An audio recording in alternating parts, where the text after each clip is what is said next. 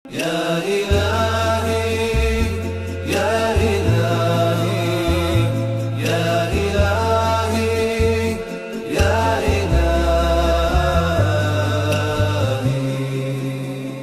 কোরআনের একটি বিশেষ ব্যাপার হচ্ছে আল্লাহ তাআলা যখনই বলেন ইয়া আইয়ুহাল্লাযীনা আমানু, অর্থাৎ হে বিশ্বাসীরা, এর পরপরই তিনি আমাদেরকে কোনো কিছু করতে আদেশ করেন অথবা কোনো কাজ থেকে বিরত থাকতে বলেন। এর মানে হলো আমরা যখন বলি আমরা আল্লাহকে বিশ্বাস করি, আল্লাহ আমাদের বিশ্বাসকে পরীক্ষা করেন। তিনি বলেন তোমরা যদি আসলেই আমার উপর বিশ্বাস এনে থাকো তাহলে তোমরা এই কাজটি করবে অথবা এই কাজটি থেকে বিরত থাকবে। তো আল্লাহ পবিত্র কোরআনে বলেন ইয়া আইয়ুহাল্লাযীনা আমানু ইজতানিবু। এখানে ইজতানিবু শব্দটি ব্যবহার করা হয়েছে, যার মানে তোমরা দূরে থাকো। ইজতানিবু শব্দটির গুরুত্ব আমরা বুঝতে পারবো যদি আমরা লক্ষ্য করি যে আল্লাহ তাআলা আমাদেরকে যখন মদ্যপান এবং জুয়া খেলা থেকে বিরত থাকতে বলেছেন সেখানেও আল্লাহ ইজতানিবু শব্দটি ব্যবহার করেছেন। অতএব আমরা বুঝতে পারি এই আয়াতে আমাদেরকে যেই কাজ থেকে দূরে থাকতে বলা হবে তা মদ্যপান এবং জুয়া খেলার পর্যায়েরই একটি গুরুতর অপরাধ। তো তিনি কি বললেন? কাসীরাম মিনায-যন, মানুষের ব্যাপারে সন্দেহ করা থেকে বিরত থাকো। আমার মনে হয় উনি এই কাজ করেন, ওই কাজ করেন, আমার মনে হয় ও ঘুষ খায়, উনি শুনেছি খুব বদরাগী। এ ধরনের সন্দেহ আমাদের মন থেকে ঝেড়ে ফেলতে বলা হচ্ছে। কেন? ইন্না বা'দা-যন্নি ইসমুন, কারণ নিশ্চয়ই কিছু সন্দেহ অত্যন্ত খারাপ।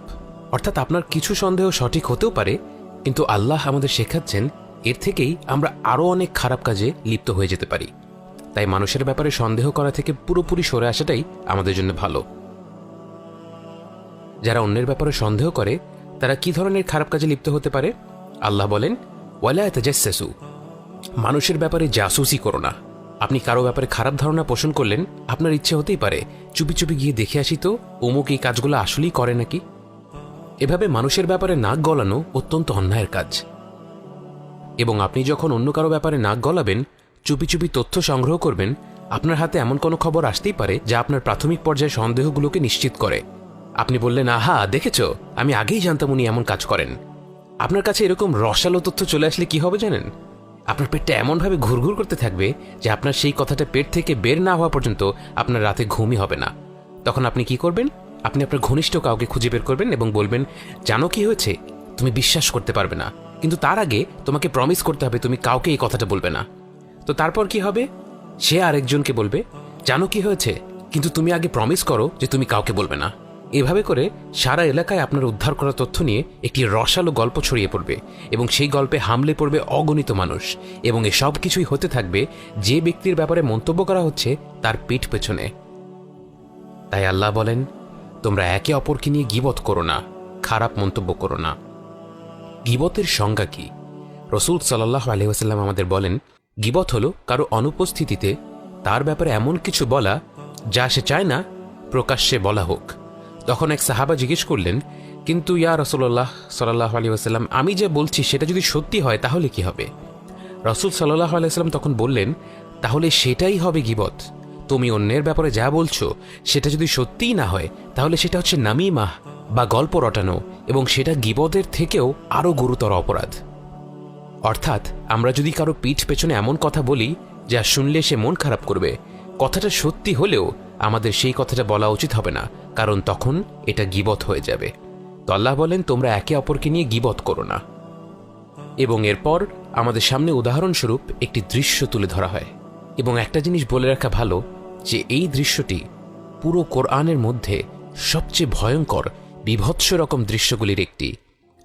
তিনি আমাদের বলেন আইয়ুহিব্বু আহাদুকুম, তোমাদের মধ্যে কি কেউ চাইবে, এবং এখানে ইউহিব্বু বলা হয়েছে, অর্থাৎ তোমাদের মধ্যে কি কেউ পছন্দ করবে, ভালোবাসবে।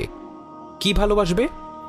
আইয়াকুলা লাহমান আখিহি মাইতান, তোমাদের ভাইয়ের মাংস খেতে যে কিনা মৃত। কথাটি শুনলেই মনে একটা বড় ধরনের ধাক্কা লাগে। আল্লাহ বলছেন তোমাদের মধ্যে কেউ কি চাইবে তার ভাইয়ের মাংস খেতে?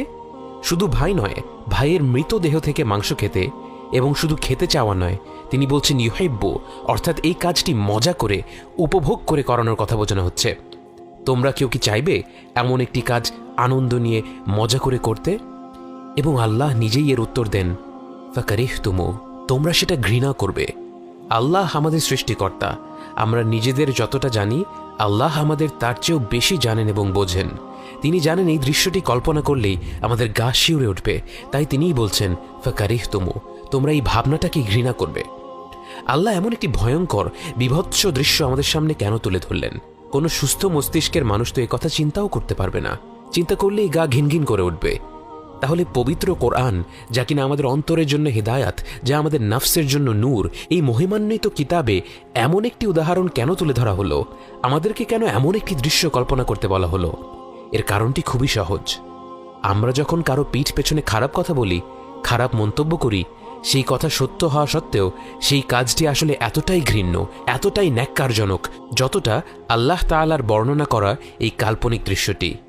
বাস্তবতা হলো, এই ভয়ঙ্কর দৃশ্যটি কল্পনা করলেই আমাদের গা ঘিনঘিন করে ওঠে, কিন্তু অন্যের ব্যাপারে যখন আমরা মজা করে, আনন্দ নিয়ে বাজে মন্তব্য করি, আমাদের কিন্তু নিজেদের উপর ঘৃণা হয় না। আল্লাহ কোরআনের সবচেয়ে ভয়ঙ্করতম দৃশ্যগুলির একটি আমাদের কল্পনা করিয়ে দিয়ে আমাদের শেখালেন, আমরা যেই কাজটি অবলীলায় করে ফেলি, আনন্দ নিয়ে উপভোগ করে করি, সেই কাজটি আসলে এর চাইতেও খারাপ, এর চাইতেও গুরুতর একটি অপরাধ। এবং এ প্রসঙ্গে আমাদের একটি কথা মনে রাখতে হবে, আমরা নিজেরা গীবত করা নিয়ে সতর্ক হওয়াটাই যথেষ্ট নয়। আপনার সামনে যদি আপনার মৃত ভাইয়ের মরদেহ থেকে কেউ মাংস খেতে থাকে, আপনি কি সেখানে চুপ করে বসে থাকবেন? আপনি কি বলবেন, ওনারা খাচ্ছে খাক, আমি আমার মতো চুপচাপ বসে থাকি, একটু ফেসবুকিং করি? কখনোই না। আপনি যদি তাদের কাছেই থামাতে না পারেন, অন্তত আপনি সেখান থেকে উঠে চলে যাবেন। একইভাবে যখন কোনো আসর বা দাওয়াতে, কোনো আড্ডাতে আপনি লক্ষ্য করেন যে এখানে কারো ব্যাপারে গীবত করা হচ্ছে, আপনার উচিত হবে যদি সম্ভব হয় তাদের সুন্দরভাবে সম্মান বজায় রেখে অনুরোধ করা, আসুন আমরা অন্যের ব্যাপারে এ ধরনের মন্তব্য না করি, আমরা অন্য কিছু নিয়ে আলাপ করি। বা আপনি হয়তো নিজে থেকেই গল্পের বিষয়বস্তু বদলে দিতে পারেন। আর যদি এমন অবস্থা হয় যে আপনার তখন মুখ ফুটে কিছু বলা কষ্টকর হবে, বা আপনি কিছু বললে এর উল্টো প্রতিক্রিয়া হতে পারে, তাহলে আপনি আস্তে করে কোনো অজুহাত বের করে সেখান থেকে উঠে অন্য কোথাও চলে যান। এই ঘৃণ্য কাজের নীরব প্রত্যক্ষদর্শী হয়ে থাকবেন না। এবং আল্লাহ বলেন ওয়াত্তাকুল্লাহ, এবং আল্লাহকে ভয় করো। একমাত্র আল্লাহর স্মরণই আমাদের এই কাজ থেকে দূরে রাখতে পারে। এবং সব শেষে আল্লাহ বলেন ইন্নাল্লাহা তাওয়াবুর রহিম, নিঃসন্দেহে আল্লাহ তওবা কবুল করেন এবং তিনি অত্যন্ত করুণাময়। আল্লাহ এই কথা দিয়ে কেন শেষ করছেন? কারণ বাস্তবতা হচ্ছে, আমরা কেউই নির্দোষ নই। আমার এই ভুল হয়েছে, আপনারও এই ভুল হয়েছে, বহুবার হয়েছে। এই কথা দিয়ে শেষ করার উদ্দেশ্য হলো, আমরা যখন আল্লাহর তুলে ধরা উদাহরণ নিয়ে চিন্তা করে গীবতের গুরুত্ব উপলব্ধি করি, যখন আমরা আমাদের জীবনে কতবার গীবত করেছি সেই কথা ভাবি, ভেবে ভেবে যখন আমাদের চোখে পানি চলে আসে, তখন যেন কেউ আমাদের মাথায় হাত বুলিয়ে আদর করে অত্যন্ত মমতার সাথে আশ্বাস দেয়, চিন্তা করো না, তোমার রব তো নিষ্ঠুর নন, তিনি অত্যন্ত দয়ালু, অকল্পনীয় রকম ক্ষমাশীল, অতএব এই কাজটি থেকে ফিরে এসো এবং তারই কথা ভেবে এখন থেকে এই কাজটি থেকে দূরে থাকো।